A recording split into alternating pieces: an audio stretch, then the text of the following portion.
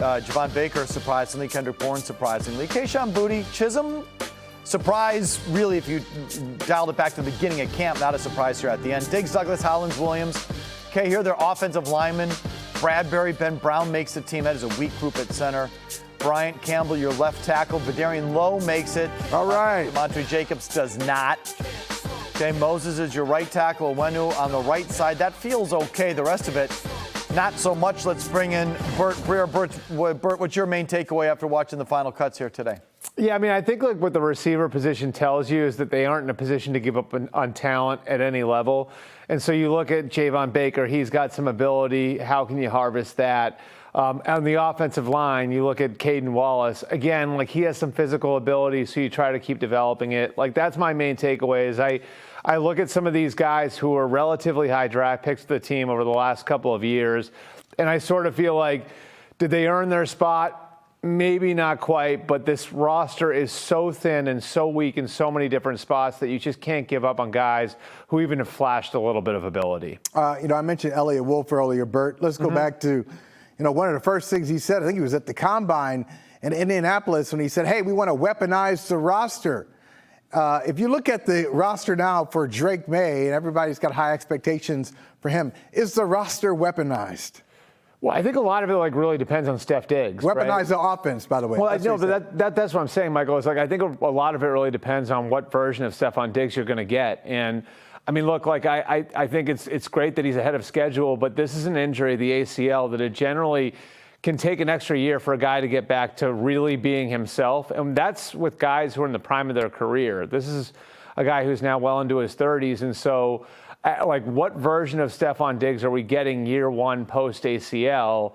And if that guy is more of a complementary weapon, I think it really affects the way that the rest of the roster looks. Now, if he looks a little bit more like Buffalo Stephon Diggs, well, then I think you've got receivers we'll see what Kyle Williams can be, but a lot of people think very, very highly of him.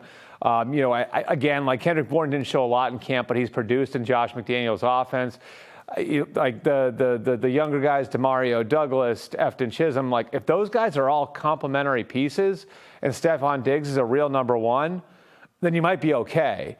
If Stephon Diggs is a shell of himself, if he's got 70 catches for 800 yards at the end of the year, then I think you got one of the worst groups in the league. So I think it really depends on whether or not you have that true number one, and if Stephon Diggs can approximate what a real number one in the NFL is. Thoughts on the Cole Strange release and what that says about the remaining offensive line? I mean, it's just I think that position is a dumpster fire in general, and you have as much of you have so many misses over the course of the last 5, 6, 7 years, and it feels like finally after drafting Will Campbell in the first round, you may have put a stop to the revolving door at left tackle, but you were chasing that Isaiah Wynn mistake for 7 years. And if you look at the teams that are really good at doing this in the league, Mike, generally they'll overspend on the position. They'll make waiver claims on people. They'll spend extra draft picks, and generally, you'll see they'll spend 8 draft picks to get 3 starters. And the Patriots have sort of done that and come up empty. And so, you look at where they are. They don't know who their center is going to be. They don't know who their left guard is going to be, at least, beyond the first week or two of the season. That's a real problem. Is their left tackle, or is his best position inside? Morgan Moses is a million years old at right tackle. I think you've given yourself a chance to be better on the offensive line, but it's still a liability. And so the release of Cole Strange, the fact that he couldn't make that group, tells you just how big a miss that was. And, I mean, to me, I look at what the guy in Kansas City is doing right now, what Trent McDuffie is doing, knowing that people in that front office wanted Trent McDuffie and Bill overruled them, and how shocked the Chiefs were, and looking at it and said, this is Bill Belichick's type of guy, Trent McDuffie.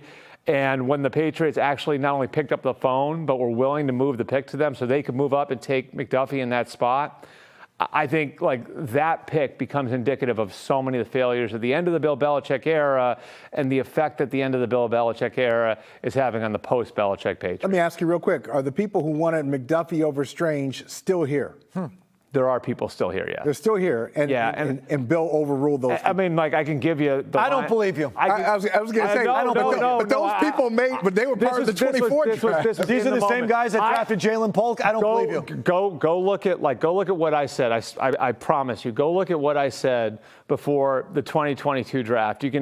I said it over and over and over again on this station. I said Trent McDuffie is like tailor-made for Bill Belichick. It's amazing. It's like this guy came out of a lab to play for Bill Belichick, and people in that building at the time had told me that. Okay, and they still got overruled. Felger's about to take a shot. Go ahead. All these guys. This is not revisionist. This is not revisionist. All these guys at the time, right, complaining that they wanted this guy. Bill Belichick came in the last moment and picked that guy. Then Bill leaves, and these same guys get the draft board. And draft one piece of crap after the next. So why do I have to believe that they had the answers then? Because then when they got me to give you the line? I don't believe it, Bert. Do you want me to give you the line that Bill gave one of them? Go ahead. Well, let's hear it. Who the hell did he cover in the Pac-12? And then he drafted a guard from University of Tennessee, Chattanooga. Okay. Oh, that's good. And then those guys took Trent over. McDuffie's doing pretty good, right? Trent McDuffie's a pretty good player, I'd say. No. Then these guys took over, and they gave us Jalen Polk, Caden Wallace, Layden Robinson, and Javon. And Drake May. Hey, Bert, like I said last night, love him, mean it with Drake May. But what happens? He has to be good. I know. For this, like, what if Drake May is just what if he's just a good? What if he's Andy Dalton? I don't think he will be, but what if he's Andy Dalton? It's possible. It's possible. There's a lot of pressure on him. You're not really pounding your chest over the draft class if Drake May doesn't turn out to be a really good player. Bert, real quick, how close do they get to trading any of their guys, Duggar, Jennings? I feels to me like not even close because they had to send money and they didn't want to do it. It's hard to trade guys, at this time of the year because teams have sort of set their final 53. Duggar's contract they weren't going to be able to trade it. I brought up the idea, and I actually like the idea of buying a draft pick. You trade him somewhere else. You pick up a big piece of the money for at least 2025, and maybe you buy yourself a 4th or a 5th round pick. But no, nobody was willing to take on the contract. I actually did ask, and nothing very close on Kyle Duggar. Why didn't Parker Romo make the team? Because they spent a draft pick on the other guy.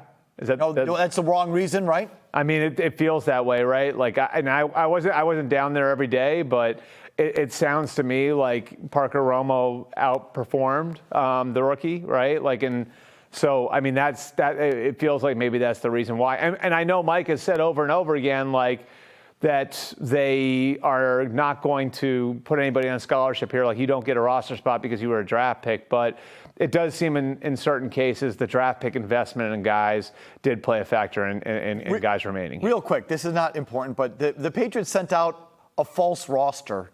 They did. It wasn't like someone at a media outlet jumped the gun. No, the Patriots themselves. It's brought to you by Panini. You know what the hell that is? They're trading cards. It's like Tops, right? Look at the little advert. They must have given the Patriots like $7.75 for that. Like, how much was that ad worth? Anyway, this is what they sent out first. Panini must be pissed. With all sorts of different positions. Guard, tackle was broken out. Cole Strange was on the team. Layden Robinson. I'm sorry, Braden Swinson was on the team. Jelani Tavai was on the team. And then they said, whoops. And then a couple minutes later, they sent out, I guess, the real roster. I don't guess, but they did send out the real roster. Is this just an intern pressing send instead of save? Like, what the hell happened? Yeah, that's what it sounds like. It sounds like this was a simple mistake and a poor person making a simple mistake on the wrong day. And I mean, can you imagine, like, being Caden Wallace thinking he made the team and then this gets tweeted out? It's right here. It's official. It's from the Patriots. Did he like call Vrabel back? Like, wait a minute, what's going on here? So maybe just a little sign of not a very dialed-in organization.